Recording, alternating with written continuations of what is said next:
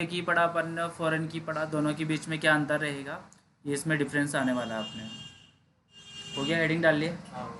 चलो लिखो, एक तरफ टेबल में लिख लो प्राइमरी की और एक तरफ लिख लो फॉरेन की।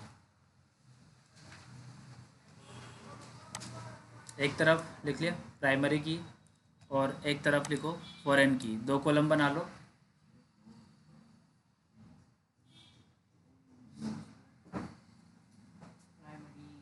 हाँ, प्राइमरी की और फॉरेन की हो गया। चलो अब पहला पॉइंट लिखो इसका।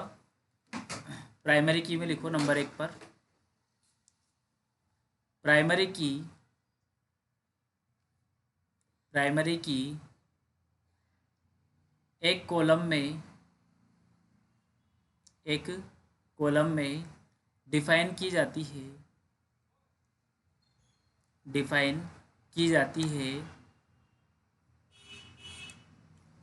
जिसकी वैल्यू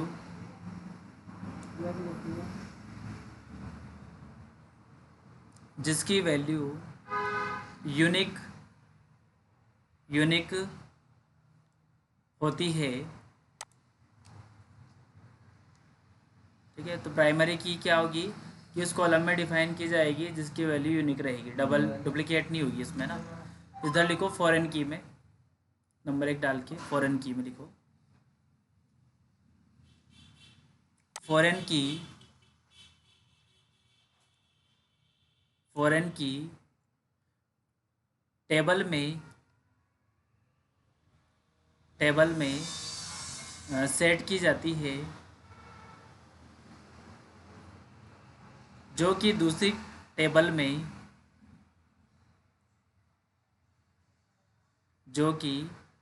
टेबल में एक प्राइमरी की या एक कैंडिडेट की को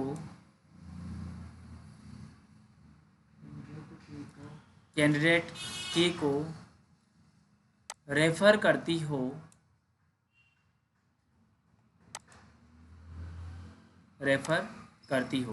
तो यहाँ पर फॉरेन की किसे कहेंगे, एक टेबल बनी हुई है उसके अंदर प्राइमरी की है, दूसरी टेबल बनी हुई है उसमें प्राइमरी की है, तो वहाँ पर हम दूसरी टेबल में उसको फॉरेन की तैयार कर सकते हैं।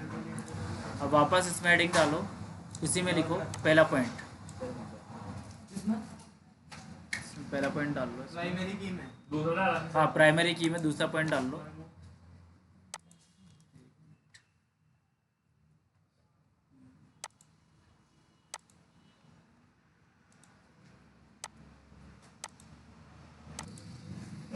इसमें लिखो पॉइंट नंबर 2 में एक टेबल में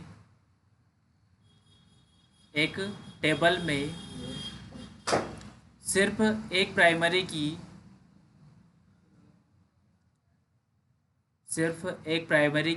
हो सकती है,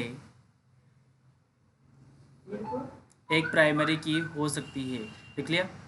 इधर लिखो फॉरेन की में एक टेबल में एक से अधिक फॉरेन की हो सकती है।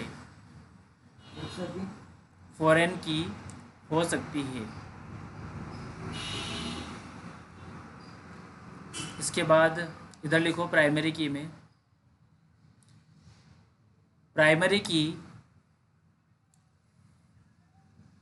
की यूनिक होती है, इसकी वैल्यू नल नहीं होती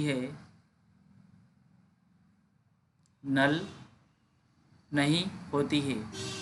इधर लिखो फॉरेन की में फॉरेन की वैल्यू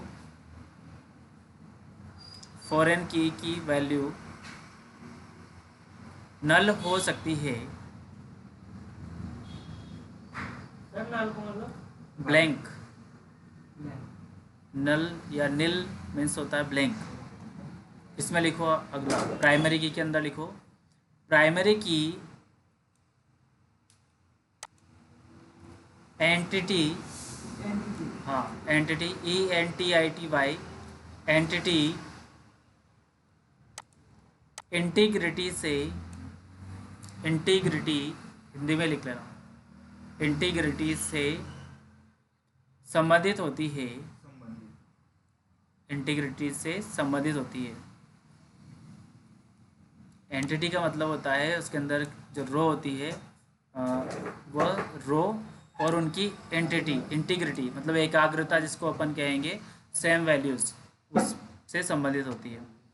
यहाँ पर लिखो फॉरेन की में लिखो, फॉरेन की रेफरेंशियल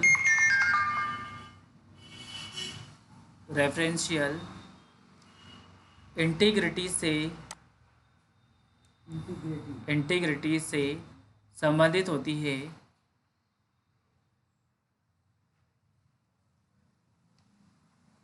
प्राइमरी की में लिखो,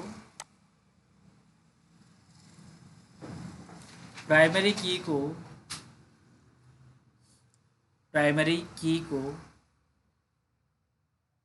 पेरेंट की के नाम से भी,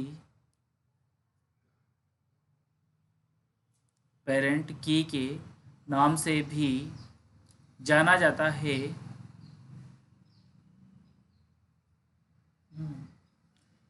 इसमें लिखो फॉरेन की में, फॉरेन की को चाइल्ड की के नाम से भी जाना जाता है। तो इसका भी क्वेश्चन आता है, प्राइमरी की और फॉरेन की में क्या अंतर है, तो ये भी हाँ मोस्ट इम्पोर्टेंट है। 1 to मैनी रिलेशनशिप लिखा दिया था मैंने आपको, 8 नंबर, हाँ मैनी टू मैनी रिलेशनशिप लिखा दिया था। इसके बाद हेडिंग डालो MS एक्सेस, हाँ आपके तो 2013 आएगा, तो इसमें लिख लो MS एक्सेस 2013 का परिचय, MS एक्सेस 2013 का परिचय। वो इसका था, और डेटाबेस मैनेजमेंट सिस्टम का था, DBMS का परिचय था, डेटा को मैनेज करना ये था उसमें। हाँ अब ये जो सॉफ्टवेयर चल रहा है आपके वो MS एक्सेस चलेगा, MS एक्सेस में अपन डेटाबेस बनाना सीखेंगे इसमें।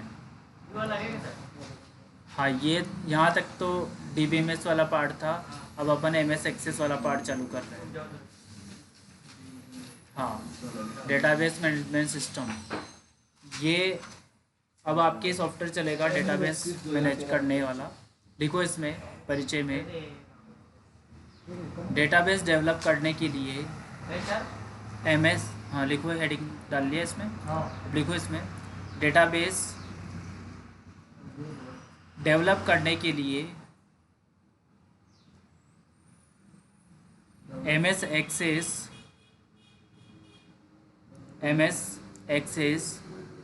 2013 एक महत्वपूर्ण और शक्तिशाली प्लेटफॉर्म है।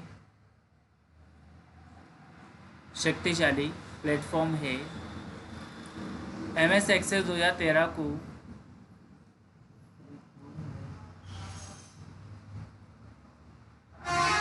MS एक्सेस 2013 को माइक्रोसॉफ्ट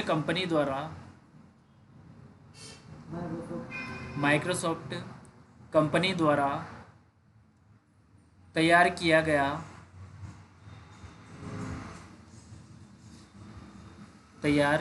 गया है, जो कि MS ऑफिस के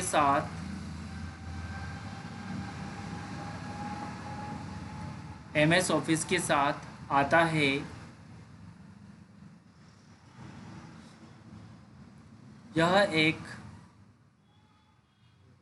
यह एक डेटाबेस एप्लीकेशन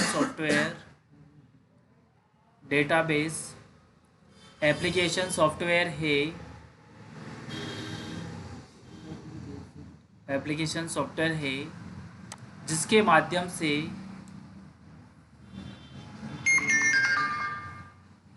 जिसके माध्यम से किसी भी कंपनी कॉमा संस्था आदि के बारे में किसी कंपनी कॉमा संस्था आदि के बारे में ज़्यादा से ज़्यादा इंफॉर्मेशन को कलेक्ट कर सकते हैं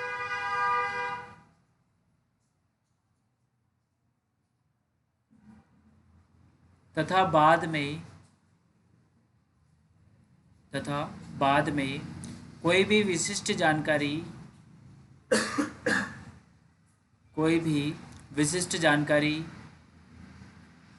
जो कि उस संस्था से संबंधित हो उसे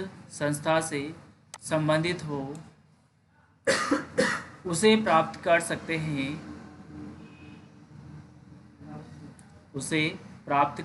हैं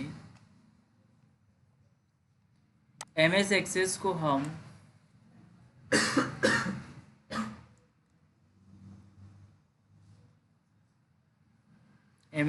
को हम collection of database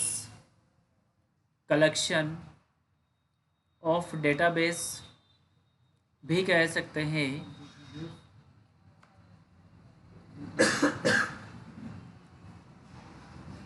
paragraph change करना। एमएस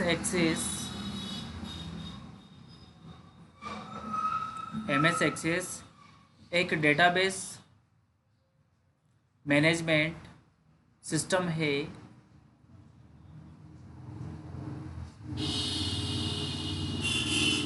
जो एक graphical user interface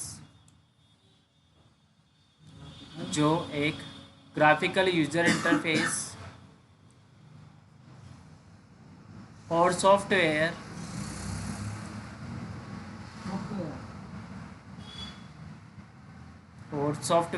development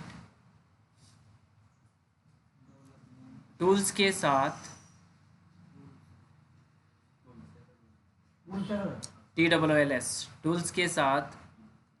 relation लिखना पहले। Relation Microsoft jet database engine को जोड़ती है।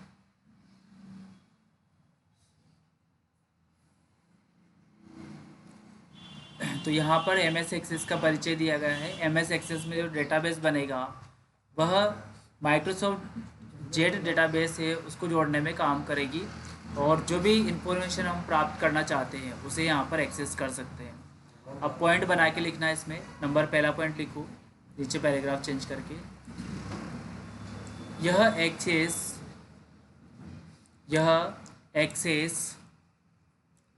जेट डेटाबेस इंजन के आधार पर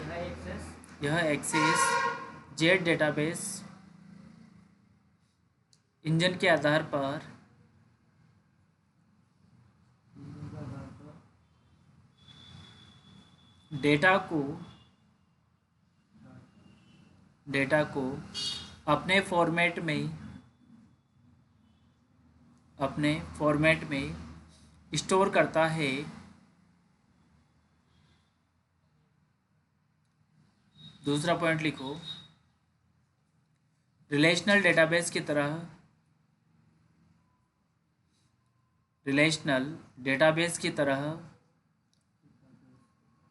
माइक्रोसॉफ्ट एक्सेस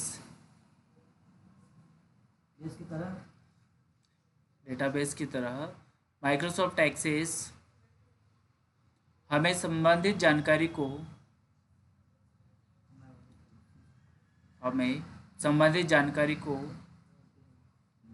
आसानी से लिंक करने की अनुमति देता है।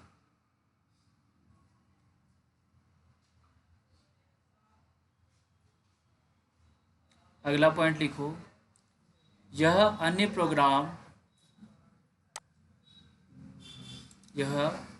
प्रोग्राम और डेटाबेस में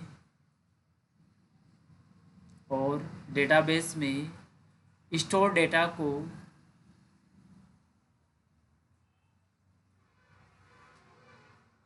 सीधे इंपोर्ट या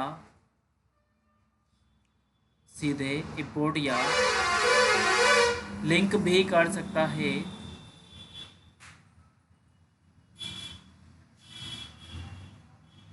अगला पॉइंट लिखो, MS access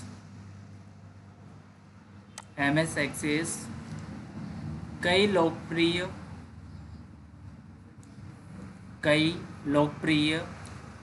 PC database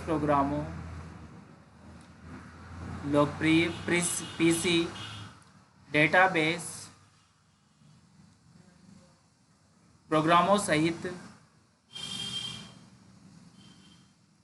desktop server,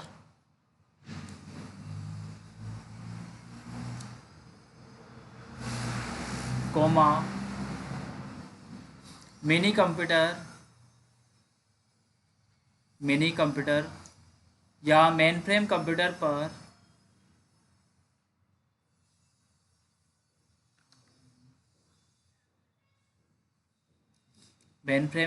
पर संग्रहित डेटा के साथ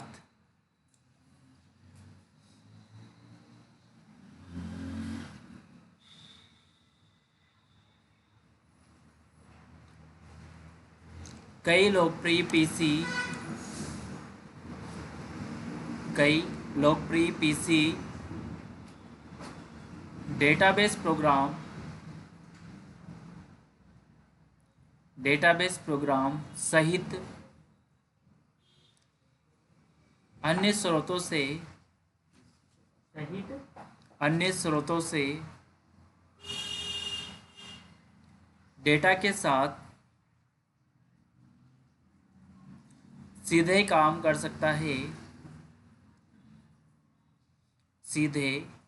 सकता है। नेक्स्ट पॉइंट लिखो,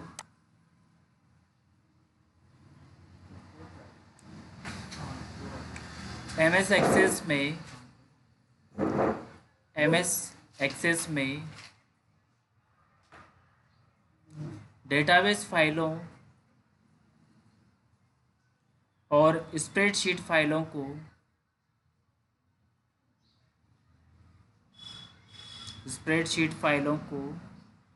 आयात व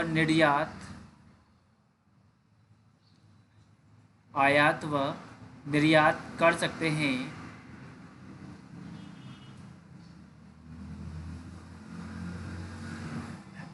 नेक्स्ट पॉइंट लिखो, एमएस एक्सेस कोमा लगाना, एसक्यूएल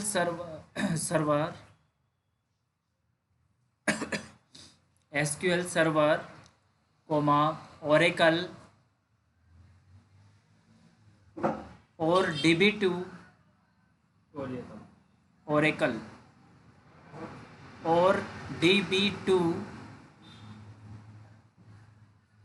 सहित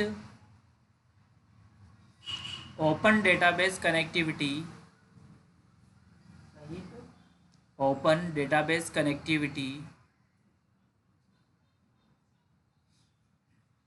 का समर्थन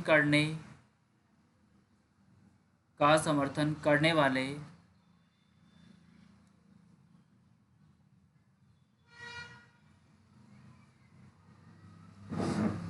डेटाबेस प्रोग्राम के साथ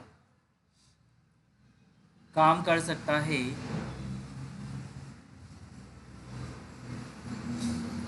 अगला पॉइंट लिखो, सॉफ्टवेयर डेवलपर्स अपने सॉफ्टवेयर एप्लीकेशन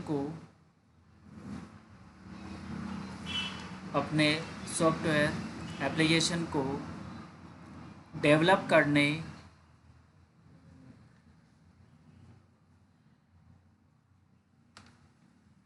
और डेटाबेस टेबल तैयार करने के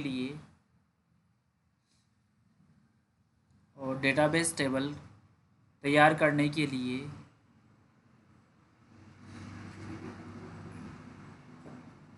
एम एस एक्सेस का उपयोग कर सकते हैं।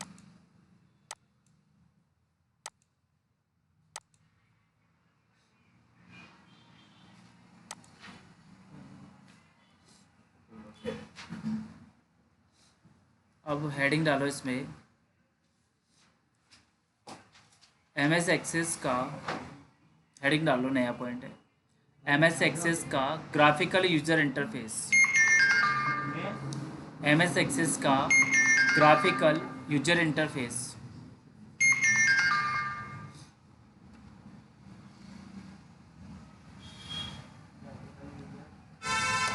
Graphical user interface.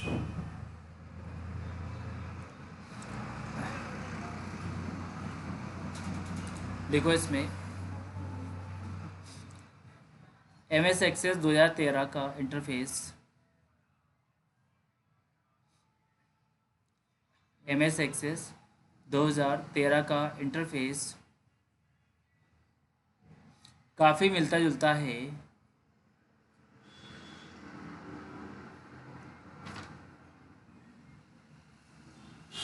यह एम एस एक्सेस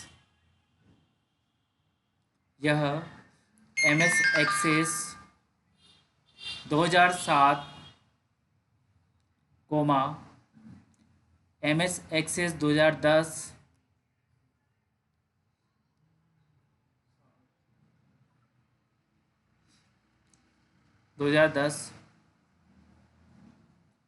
के इंटरफेस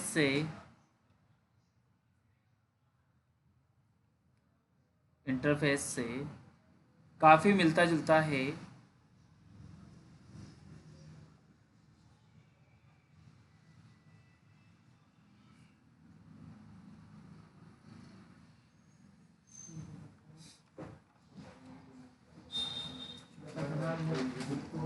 जैसे ही हम एम एस एक्सेस, देखो इसमें जैसे ही हम हाँ एम एस एक्सेस 2013 को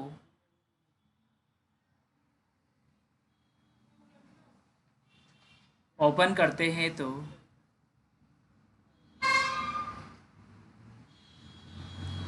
इसकी विंडो हमारे सामने ओपन होकर दिखाई देती है, ओपन होकर दिखाई देती है।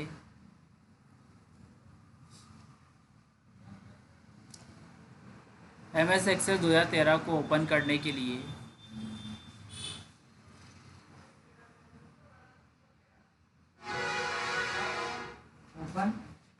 एम एस एक्सेस 2013 को ओपन करने के लिए हम सबसे पहले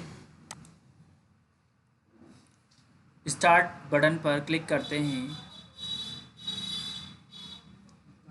स्टार्ट बटन पर क्लिक करते हैं जिससे हमारे सामने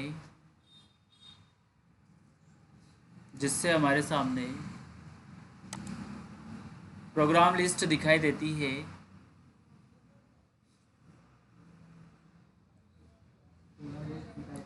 इस लिस्ट में से हम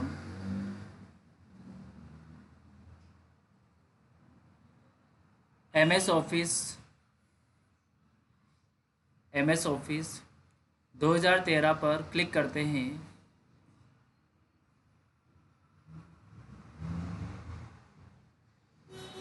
जिससे हमारे सामने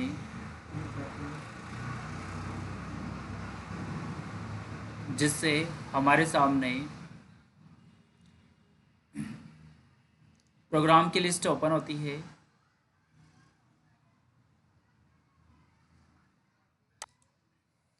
इसमें से हम एम एस एक्सेस 2013 पर MS एक्सेस 2013 पर क्लिक कर देते हैं।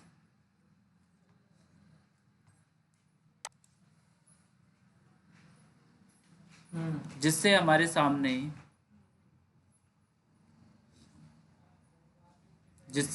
सामने इसका बैक स्टेज व्यू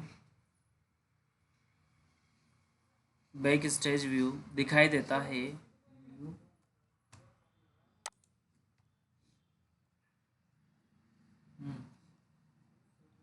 इसमें हमें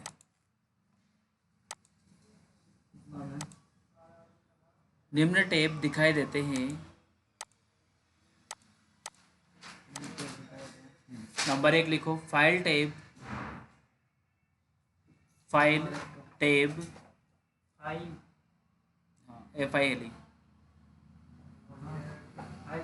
फाइल टैब। नंबर 2 लिखो, होम टैब। नंबर 3 लिखो, create create.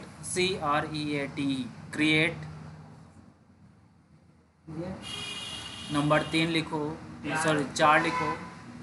External data EXTERNAL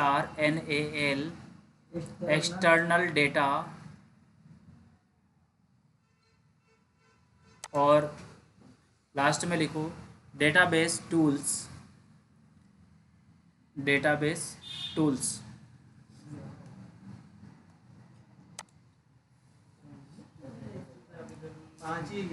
5 ही टैब है इसके अंदर। और इसमें एक तो टाइटल बार सबसे ऊपर देखते हैं अपन, ये वाला है इंटरफेस इसका, देख लो आप भी। ये MS ऑफिस के साथ में आता, पहले 2003 चलता था। 2003 और 2007, 10 और 13 इनमें काफ़ी डिफरेंस है। 2007, 2010 और 2013 ये तो सब एक जैसे मिलते जुलते ही है। लेकिन हम देखते हैं 2003 वाला इंटरफेस। 2003 वाला जो इंटरफेस है वो अपना डिफरेंस है, उसमें मेन्यू सिस्टम चलता है। पहले मेन्यू सिस्टम चलता था। हम यहाँ पर स्टार्ट पर चलेंगे। स्टार्ट पर चलने के बाद में MS ऑफिस पे चलना है। यहाँ से MS ऑफिस टूल्स ये खोलेंगे अपन फोल्डर। इसमें हमें MS एक्सेस 2013 सेलेक्ट करना है। इसमें हमने MS ऑफिस 2010 डाल रखा है, इसलिए 2010 आ रहा है। लगभग सेम मिलता जुलता है। इसमें फाइल टैब मिलेगा आपको। यहाँ से हम न्यू डेटाबेस तैयार करेंगे। न्यू पे आएंगे, ब्लैंक, और यहाँ से डेटाबेस का नाम रखेंगे। यहाँ पर हम MDS कंप्यूटर नाम रख लेते हैं इसका। और इसके बाद यहाँ पर क्रिएट ऑप्शन पे क्लिक कर देंगे तो हमारे सामने इस तरह से एक डेटाबेस आकर के खुल जाएगा। ये इसमें टेबलें बनेगी। यहाँ पर जैसे कि अपन यहाँ पर टेबल तैयार करना चाहते हैं तो इसमें पहले व्यू चेंज करना पड़ेगा अपन को। यहाँ पर अपन को डिज़ाइन व्यू और शीट व्यू, 2 व्यू दिखाई देते हैं। इसमें हम जो लेंगे, यहाँ पर डिज़ाइन व्यू पे क्लिक करेंगे। देख लो, समझ लो ध्यान से। डिज़ाइन व्यू पर हम यहाँ पर टेबल का नाम रखेंगे student record, DENT student record. इसमें स्पेस नहीं दिया जाता है टेबल के नाम में, इसलिए हमने यहाँ पर फर्स्ट लेटर कैपिटल रख दिया। चाहो तो आप अंडरस्कोर लगा सकते हो इसमें, स्टूडेंट रिकॉर्ड। इससे हम ओके करेंगे। यहाँ पर ID नंबर जो आ रहा है, देख लो, ये ID आ रहा है, ऑटो नंबर रहेगा। ये यहाँ पर प्राइमरी की डिफाइन किया हुआ है, दिख रहा है प्राइमरी की, अपन ने अभी पढ़ा था प्राइमरी की। यहाँ पर हम लिखेंगे स्टूडेंट नेम।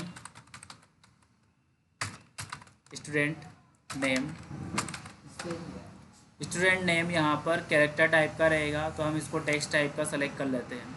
ये इसके अंदर डेटा टाइप रहेंगे जो कि अपन अगले यूनिट में पढ़ेंगे। Text, memo, number, date, time, currency, auto number, yes no, OLE object, hyperlink, attachment, calculated और लुकअप विजार्ड। तो हम यहाँ से इसको टेक्स्ट टाइप का लेंगे। इसके बाद फादर्स नेम कैसा रहेगा, टेक्स्ट टाइप का। क्लास, ये भी टेक्स्ट टाइप की रहेगी। और एड्रेस, ये भी टेक्स्ट टाइप का रहेगा। यहाँ पर मोबाइल नंबर में हम कोई कैलकुलेशन नहीं कर रहे हैं, तो ये भी चाहो तो आप टेक्स्ट टाइप का ले सकते हो। नंबर टाइप का लोगे तो फिर उसमें आपको यहाँ पर साइज़ देनी पड़ेगी इसकी। यहाँ पर हम फीस है जो फीस को हम नंबर टाइप का ले सकते हैं क्योंकि इसमें टोटल होता है, जोड़ होता है ना। अब ये हो गया स्टूडेंट नेम टेक्स्ट टाइप का, father's name, class, address, mobile number और फीस। ठीक है, ये चाहिए अपन को स्टूडेंट के अंदर। और अब इसके बाद में हम व्यू पे चलेंगे। यहाँ पर डेटा शीट व्यू पे क्लिक करेंगे। जैसे हम डेटा शीट व्यू पे क्लिक करेंगे तो ये इसका जो है स्ट्रक्चर, और यहाँ पर जो है अपने सामने टेबल फॉर्मेट में कॉलम बन जाएंगे। आईडी नंबर तो ऑटोमेटिक आएगा जो अपन ने ऑटोमेटिक डिफाइन कर रखा। यहाँ पर हम स्टूडेंट नेम डालेंगे, यहाँ पर क्या डालेंगे, फादर्स नेम, क्लास, एड्रेस, ये हम यहाँ पर एंटर करने वाले हैं। ठीक है, मोबाइल नंबर, फीस, इन कॉलम को हम थोड़ा बड़ा कर लेते हैं। यहाँ पर स्टूडेंट नेम डाल देते हैं इधर से, ग्राउंड,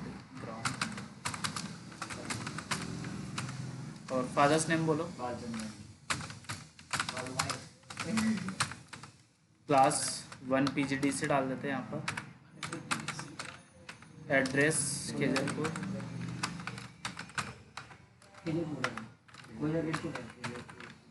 मोबाइल नंबर बोलो 9950 73 52 93।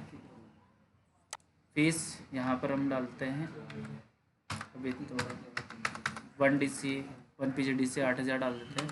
फिर आप नया रिकॉर्ड यहाँ पर एंटर करेंगे। सबका रिकॉर्ड डाल देता हूँ, फिर आप देख लेना चैनल पे आएगा, है ना। बंटी दांगी है ना, यहाँ पर बंटी दांगी। फादर्स नेम बोलो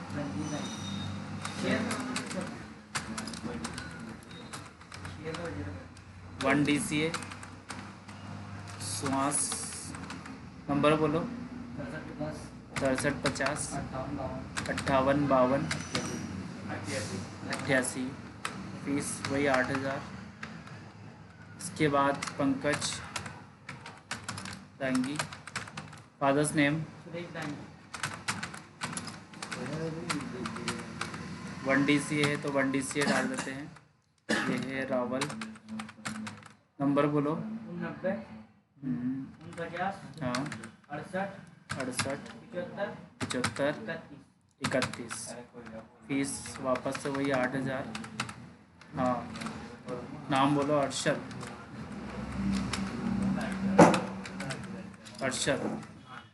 अरशद खान लगाते हुए, अरशद खान। पापा का नाम ASHIQ KHN। 1 DCA है कोटड़ी खुर्द। नंबर बोलो 90 240 23 899। ये फीस 8000। MOHSIN मोहसिन खान। पापा का नाम क्या है, FAKRUDDIN खान। 1 DCA कोटड़ी खुर्द है। यहाँ से आप कॉपी पेस्ट कर सकते हैं, डेटाबेस में से कॉपी करके यहाँ पर पेस्ट कर दीजिए। ठीक है, इसके बाद मोबाइल नंबर बोलो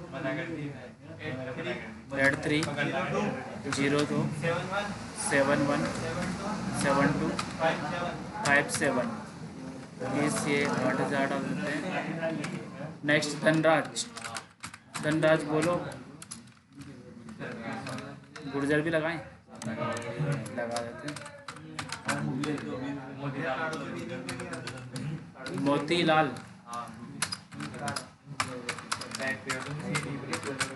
ये है 1 DCA और सुहास। नंबर बोलो 9928 025 14 8।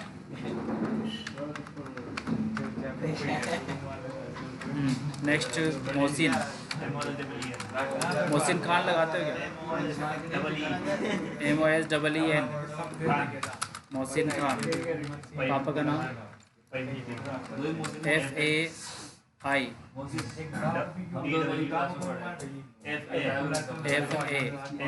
FAMUDDIN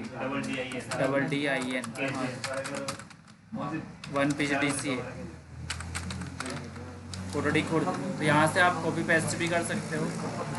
जैसे मोबाइल नंबर बोलो 7023 9660 93, फीस 8,000 डाल देते हैं। तो इस तरह से अपने डेटाबेस तैयार कर लिया है। फाइल में जा कर के एक बार और इसको सेव कर देते हैं। ये अपना डेटाबेस तैयार होकर के सेव हो गया। अब हम इसे क्लोज कर सकते हैं। यहाँ पर डिज़ाइन व्यू में देख सकते हैं, ये डिज़ाइन व्यू में भी चेंज करके देखा जा सकता है इसको, और यहाँ से जो है शीट व्यू में भी चेंज करके देखा जा सकता है। ये डेटाबेस ये अपना शो हो गया। इस डेटाबेस को यहाँ से हम क्लोज़ कर लेते हैं। ये क्लोज़ हो गया। वापस से जब अपन दूसरे दिन आएंगे और इस डेटाबेस को खोलना चाहते हैं तो वापस हम स्टार्ट पर चलेंगे और यहाँ से MS ऑफिस में चलेंगे, MS एक्सेल 2010, और हम यहाँ पर चाहे तो रिसेंट में भी देख सकते हैं। यहाँ से अपन को रिसेंट वाली जो है ऑप्शन में मिल जाएगा। ये MDS कंप्यूटर के नाम से था, तो हम यहाँ से MDS कंप्यूटर का डेटाबेस ओपन कर लेते हैं। ये डेटाबेस ओपन हो जाएगा। इनेबल कंटेंट कर लेते हैं, स्टूडेंट रिकॉर्ड पे क्लिक करेंगे। डबल क्लिक करने से ये फाइल वापस से अपनी खुल जाएगी। इस तरह से अपन रिकॉर्ड को यहाँ से एंटर कर सकते हैं। अब हेडिंग डालो, इसमें फाइल टैब डाल लो। जल्दी से फाइल टैब लिखा देता हूँ मैं आपको। हाँ लिखा देता हूँ ना, हेडिंग डाल लो। लिखो, अभी तो है टाइम अपने पास में। फाइल टैब हेडिंग डाल लो, फाइल टैब लिखो। इस टैब में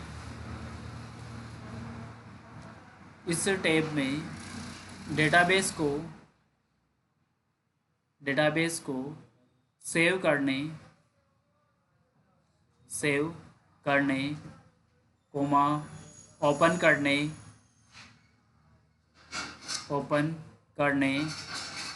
कोमा डेटाबेस को close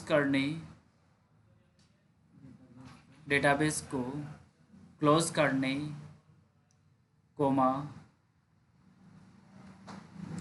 info comma recent comma new comma print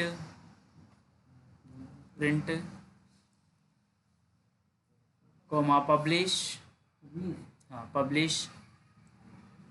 coma option option तथा एग्जिट आदि कमांड होते हैं।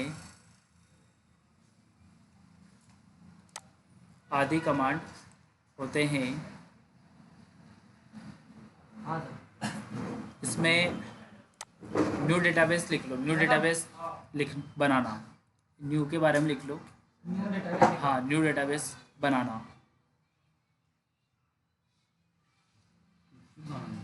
जब हम नई डेटाबेस फाइल बनाना चाहते हैं, जब हम नया या नई लिख लेना, नई डेटाबेस फाइल बनाना चाहते हैं, तो इसके लिए हम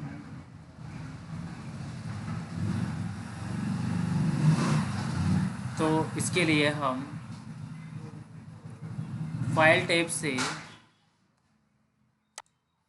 न्यू कमांड पर क्लिक करते हैं। इसके बाद ब्लैंक डेटाबेस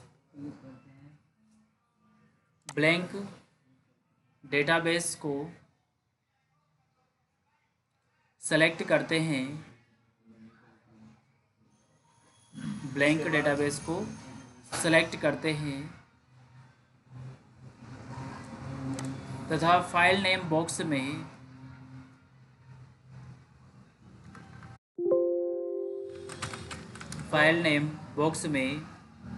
डेटाबेस का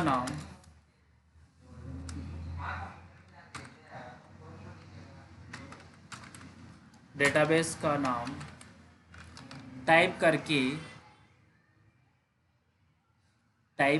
करके क्रिएट पर क्लिक कर देते हैं।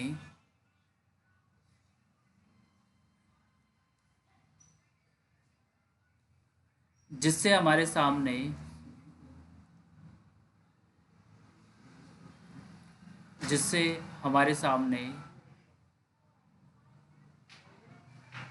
टेबल वन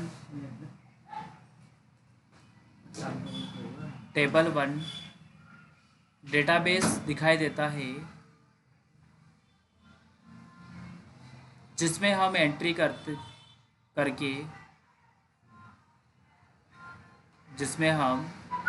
करके डेटाबेस बना सकते हैं, डेटाबेस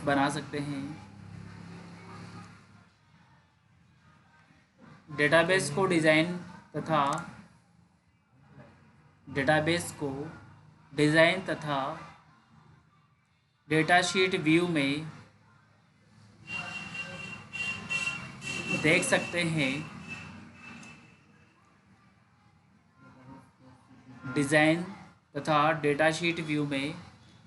सकते हैं, इसके लिए